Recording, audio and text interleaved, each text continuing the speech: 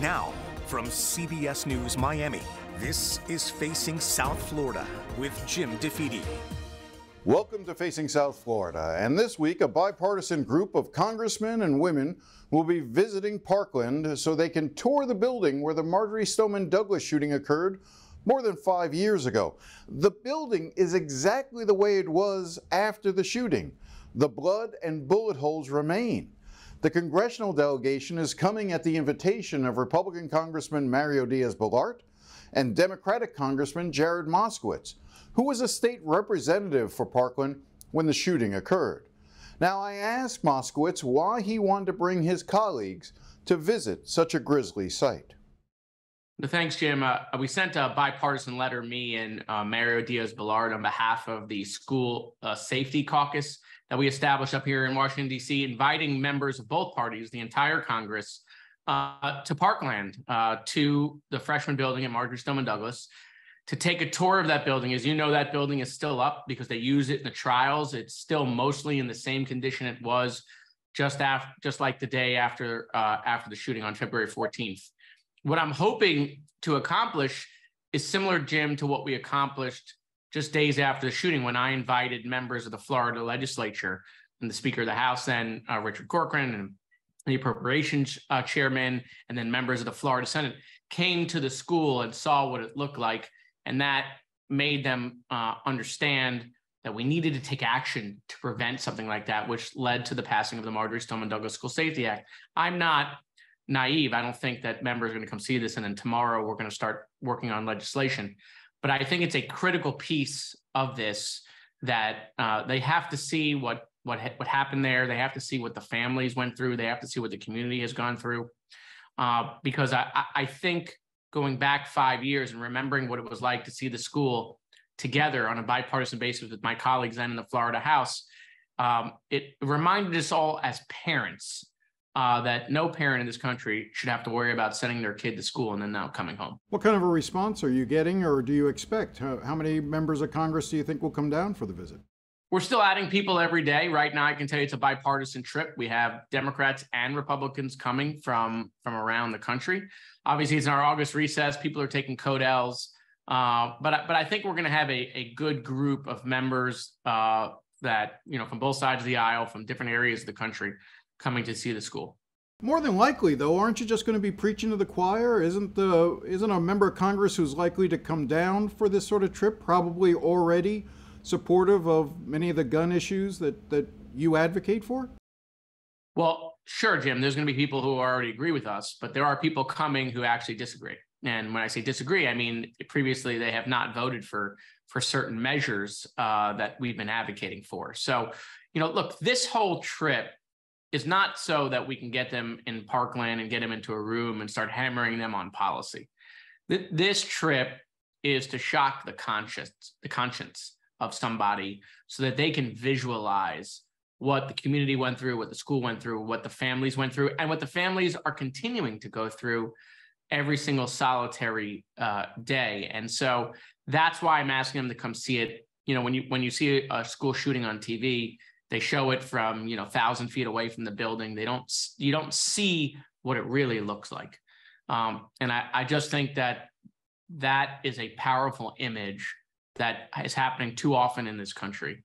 And unless our elected leaders start to really see it, to understand what it actually looks like, perhaps it moves the needle a little bit, Jim. That's all I got to do here. I just got to move the needle a little bit. Every little thing we can do, every little mitigation step we can take saves a life. And so that's what I'm trying to accomplish. It was more than 5 years ago that the Parkland tragedy took place, and the Florida legislature passed legislation, in part due to your efforts, that had restricted gun rights in a way that the state of Florida had never done before. But 5 years is a long time. I often wonder if something like Parkland happened today, given the politics in Florida 5 years after the Parkland tragedy, would we actually get anything accomplished? What do you think? Look, I don't know. It's tough to answer that, because had you asked me on February 13th if I could pass the bills that passed the laws that I passed on February 14th 5 years ago, I would have told you no. because we had Pulse, if you remember, and my Republican colleagues wouldn't even go into special session to address what happened in Pulse. And so to raise the age to 21 in the state of Florida, to pass 3-day waiting periods, red flag laws, which have now been used 9,000 times. We were only a handful of states at that time that had passed red flag laws, SROs in every school, mental health counselors in every high school, hundreds of millions of dollars for school hardening and school safety, the Marjorie Stoneman Douglas Commission that has followed up on its continued work. I mean, it was monumental legislation, not just for the state of Florida, but some of the most serious legislation passed in the country at the time. Remember, we raised the age to 21 3 to 4 years before New York and Rhode Island did. And so it's tough to know those things, Jim. I think Parkland was so shocking. I think the students from the school and the parents on a bipartisan basis coming and engaging with lawmakers made a huge difference. And the leaders of at that time met the moment. I mean, they met the moment. Look, you know Richard Corcoran, he's no progressive. He's an A+ rated member of the NRA. You know Rick Scott, he's no progressive, right? He's an A+ rated member of the NRA. These gentlemen, both the speaker and the governor and Bill Galvano, who led the effort in the Senate side, these were folks that hadn't worked on any gun policy in their entire political career. And then this happened, and we were able to do something on a bipartisan basis to address gun violence. That's how it should be. I think Florida is a model for the country, and that's why bringing people back to that moment, so again they can see what it looks like, I think is very important. I know after we finish talking here, you're going to go to a press conference with some of the Parkland families who are still fighting for different pieces of legislation going forward up there in Congress. What do you think is realistic? What is on the table in your mind, and where do we go from here? What do you think is achievable given a Republican House and a Democratic Senate by narrow majorities? So look, I don't know the answer to that right now. I mean, we're constantly talking about it. We're constantly trying to find that middle ground, that little needle in a haystack to try to do maybe the one thing or the two things that we can get done in the 118th Congress. But look, my colleagues obviously across the aisle control the U.S. House right now. They have not shown that they're willing to do anything on gun violence. Well, give me an example of a sensible solution that you think is reasonable that they might be willing to engage on. Sure. I mean, I'd like to talk to them about doing more school safety, more SROs, more mental health counselors. And then I'd like to talk to them, quite frankly, looking at either red flag laws or 21. I think, those two pieces that are in the Florida bill is why the Florida bill is working. I mean, Jim, knock on wood, we know we're not going to prevent every single solitary issue. We can't prevent every hurricane, obviously, but we mitigate. Everything we do is mitigation, right? All the preparation in the beginning, all of the money and resources that we invest into response, that's what helps mitigate a hurricane. It's no difference here. We can do mitigation by passing these laws. And I'll say, look, yeah, it's 5 years later, but 5 years later, Jim, the Marjorie Stoneman Douglas bill still remains completely intact in Florida. And so I'm trying to point out to my Republican colleagues that Republicans in a conservative state where it was completely controlled by Republicans, the entire cabinet, the entire House, the entire Senate voted for this, and they all returned. They got reelected, right? It didn't change the balance of power. Members didn't return. In fact, members got elevated. Richard Corcoran wound up in the DeSantis administration. Now he's running a college, right? Bill Galvano wound up becoming the Senate president. Carlos Trujillo wound up in the Trump administration, and all of the folks that were in line to become the next. Rick Scott became a U.S. senator. Went from governor to be U.S. senator. Yeah, and so telling that story is what I continue to do, because believe it or not, Jim, most people up here don't know that story. They don't know that the bill even passed and what was in it. They don't know that it was done by Republicans. They don't know about which Republicans, and they don't know that these Republicans suffered no political repercussions. They don't know that. And so I'm constantly trying to tell that story to soften that we can do stuff together. We're not going to have monumental change here overnight. Washington doesn't, pass big things right now, where it's not going to be a Hail Mary. But if we can move the ball 5 yards, 10 yards, that's going to save a tremendous amount of lives and children in this country. When we come back, Democrats in Florida have been getting their butts kicked when it comes to registering new voters. In a moment, I talk to the chair of the Democratic Party in Florida about why that is and her plan going forward. Stay with us.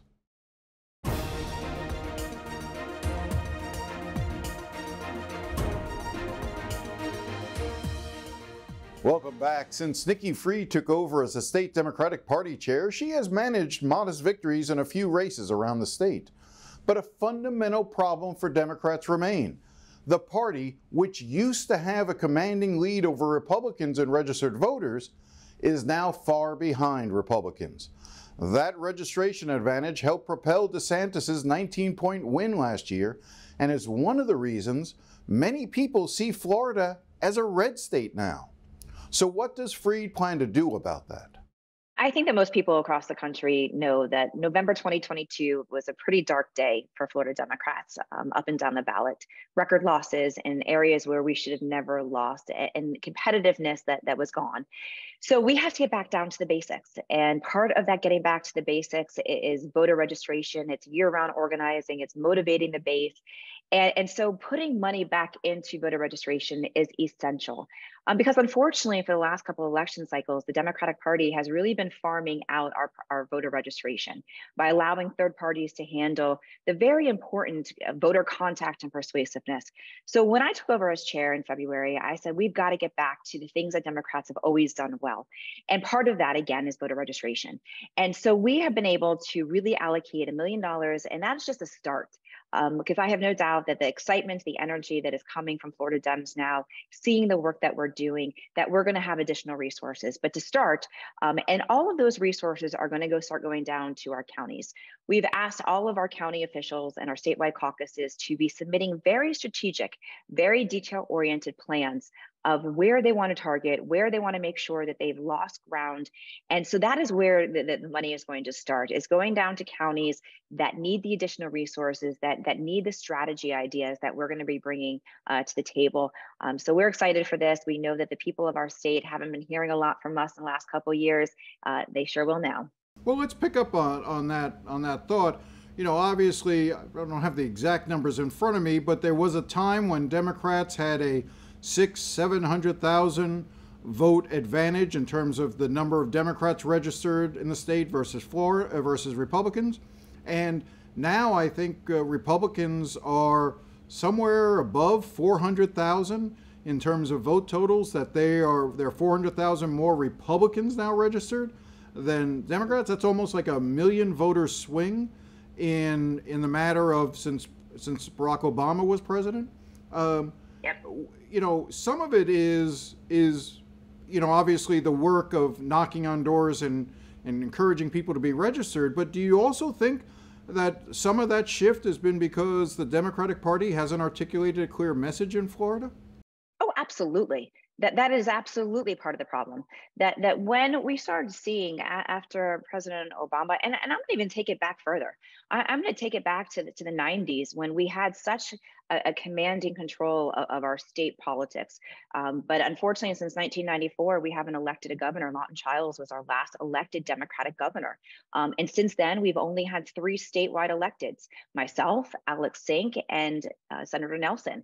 And so what we have seen is the Democrats took the 700,000 plus, the voter advantage, the amount of times that we're able to really control statewide elections, and took it for granted, and didn't do the work that, as we saw more and more people moving into our state, we saw the demographics of our state changing.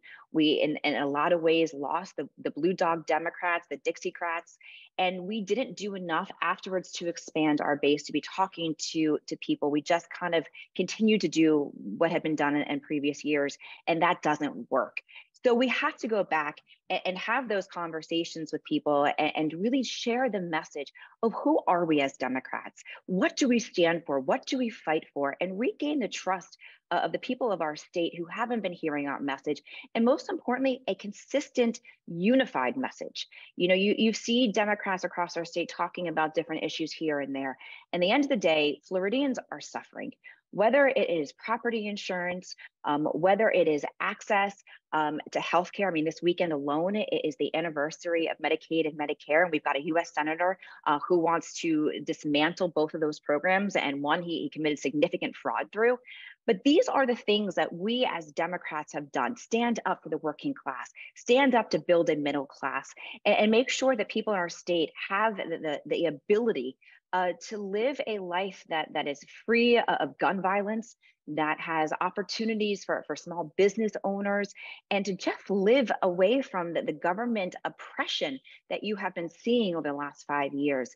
So it is part of messaging that we are going to be taking to the ground. And most importantly, we're going to be listening a lot to the people. It seems like COVID was a pivotal moment in this regard. I know that during the pandemic, Republicans continued to knock on doors and register voters and encourage that. And that's really when Republicans passed Democrats, that was the final push, was during the couple of years of the pandemic. While Democrats thought that we shouldn't do that Democrats shouldn't be engaged in that sort of behavior because it would send a mixed message that we weren't being responsible. In hindsight, was that a mistake that the Democrats made in terms of not registering people throughout the pandemic? You know, yes, in a lot of ways, you know, it is, but it's not, it goes even further than that. I mean, if you look at even since the 2018 election, when we lost Senator Nelson, we lost the majority of the executive ticket, I was able to squeak by and win and flip a seat by almost 17 points. But unfortunately, the Democratic Party apparatus felt defeated. And they didn't continue to energize and continue door knocking. And then the pandemic hit, and everybody stayed home and refused to be out there. And granted, you have to make sure that there was that balance of protecting, you know, the health and the wellness of the people in the party, in our communities and in our state. And there was in a time when, you know, new information was coming every single day as far as how to make sure that you are keeping your family safe. But there should have been ways that we should have figured out how to do it safely. But unfortunately, the party just stopped, and we never really rebooted until, you know, this year. And that's the kind of work that we're having to overcome. I'm wondering too, though, if the demographics of Florida have shifted in the last couple of years, in part because of COVID. The folks who are moving to Florida, you know, who buy into the notion of the free state of Florida that the governor has trumpeted. And so you have a lot of conservatives moving into Florida. At the same time, I've spoken to, I'm sure you've heard from people who are leaving the state, who are Democrats, because they think the state is in some ways lost and they don't want to raise a family here. If they're a gay couple, they don't want to remain here. Teachers, I hear from teachers who say, you know, I don't want to teach in Florida. I'd rather try to take my teaching degree and go elsewhere to another part of the country. How much is it, though, that demographics have shifted so much to where Democrats won't be able to make up that difference? Well, first, I'm going to also add another category. You know, after the atrocious immigration bill that DeSantis just signed, you're also now going to see a lot of our immigrant population leaving as well. If you've got one member of your family that is undocumented, your entire family is now leaving, which is close to 30% of our workforce are now going to be in jeopardy of not being here anymore. The demographics of our state have changed, but it has always been changing. You know, we have consistently seen, you know, why would you not want to come and live in Florida? We've got the most beautiful beaches and sunshine and opportunities, no income tax. That's not Ron DeSantis. That is the history of our state. And so people have always come to Florida. And so the people that are coming here now are seeing and understanding, you know, it is not because of Ron DeSantis's policies. It's because of the fact of who we are. We've got year-round sunshine. Yes, we've got hurricanes. And we always have to make sure that we're protected for them. But people have always been moving here. The problem has been that you haven't heard from the Democrats when they've come here, that all they hear when they get here is the propaganda and the rhetoric from Ron DeSantis and all of his enablers. And so once you are starting to see an aggressive Democratic Party with a unified message, standing up for the issues that they care about, they're going to understand that they can have both. They can come to Florida, they can come for the sunshine, they can come for the beaches, they can come for no income tax, and they can actually have a free state of Florida. So they can have their best of both worlds. Well, I wonder sometimes if there's also for these new arrivals something of a sticker shock, in the sense of they thought they were coming for one thing, and now they come here and the property insurance rates are up, the affordability is one of the worst in the country to be able to survive here in Florida. Insurance rates, suddenly that house that they built, they're seeing insurance rates the highest in the nation. I'm wondering if there's a path for Democrats to take some of those people who moved here believing one thing and are now facing a different reality. How do you reach out to them? How do you find them? How do you message to them? Yeah, and that's exactly what's happening. And whether you are coming here, including those that are retired, if you are coming here to our state thinking that this is a great area for you to retire to, you get here and all of a sudden your property insurance has gone through the roof, if you can find property insurance, and your total cost of living, because Florida's inflation is the highest in the entire nation, as we've seen. President Biden's economic policies working and inflation going down, our GDP going up. But here in Florida, you can't find an affordable home. You can't find affordable property insurance. And my God, our healthcare system, I've got a 93-year-old grandmother who fell a few weeks ago, and getting her in and out of rehab, and the health insurance companies just don't care. And they're coming here and they're seeing that they don't have the support here that they thought they were going to have. And so, yes, getting to those communities is going to be important, making sure that we are looking at those individuals who have come in here to our state. And that's going to be part of our game. It's not just the game plan. It is not just getting new voter registration, but it's also talking to the people that have moved here who may have taken their voter registration from another state. Because let me tell you, Republicans in California and New York and some other parts of our country that are coming here are not the Republicans of Florida. They are true conservatives. That's not what the Republican in Florida are. And so when we are able to say, actually, Democrats want less taxes, less spending, local control, making sure that your local community leaders that are able to do what they need to do. And you start having those conversations, they start to wake up and say, wait a second, maybe I made a mistake here. And so that's going to be part of the conversations that are going to be happening on the ground. When we come back, a few thoughts about Miami-Dade Police Director Freddie Ramirez. We'll be right back. Before we go, I wanted to offer a few thoughts on Miami-Dade Police Director Freddie Ramirez shooting himself in the head after an angry confrontation with his wife in Tampa. Now, I've known Freddie for a number of years and spent a lot of time with him during the Surfside tragedy. Freddie is one of those rare cops who is, well, not afraid to express emotion.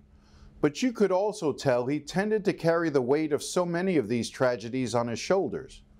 Surfside, the shooting death of one of his officers, and the shooting of innocent children throughout the community. Now, I don't know why he tried to kill himself, but he now will have to bear the physical and emotional scars of that incident as well. I hope he finds peace and realizes that there is still a community here that cares about his well-being, and more importantly, the well-being of his family. Now, if you or someone you care about is thinking of harming themselves, there is help out there. There is a number you dial, just 988. That's anytime, day or night, 988. One last thing, Facing South Florida is once again changing time slots. How exciting. Starting next Sunday, you can find us at 8:30 a.m. Now, until then, enjoy the rest of your day. Thank you for watching.